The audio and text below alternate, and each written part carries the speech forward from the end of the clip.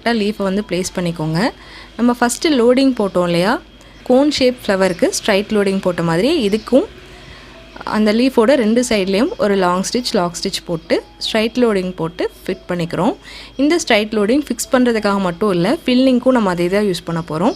So அந்த leaf வந்து நம்ம எந்த இடத்துல அந்த த்ரெட்டை வச்சு கட்டினோமோ அதை கவர் பண்ணுற மாதிரி அந்த த்ரெட்டு வந்து ஆரம்பிக்கிற இடத்துலேருந்து கிளாத் வந்து முடிகிற இடம் வரைக்கும் ஃபுல்லாக வந்து க்ளோஸ் ஆகிடணும். அந்தளவுக்கு நெருக்கமாக ஸ்டிச் கொடுத்துட்டே வாங்க. லோடிங் போடும்போது சில பேருக்கு வந்துட்டு ஸ்ட்ரக் ஆகும். இப்போ ஒரு பக்கம் லாக் போட்டுட்டு அடுத்த சைடு இழுக்கும்போது ஸ்ட்ரக் ஆகும். ஸோ இந்த மாதிரி ப்ராப்ளம் இருக்கவங்க லாக் போட்ட சைடே த்ரெட்டை வந்து இழுத்துக்கோங்க.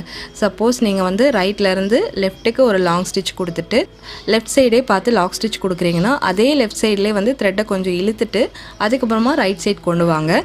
இந்த மாதிரி பண்ணும்போது உங்களுக்கு ஸ்ட்ரக் ஆகிறதும் கட் ஆகிறதும் இருக்காது. நாட் போட்டுட்டு எக்ஸ்ட்ரா இருக்க த்ரெட்டை கட் பண்ணிடலாம்.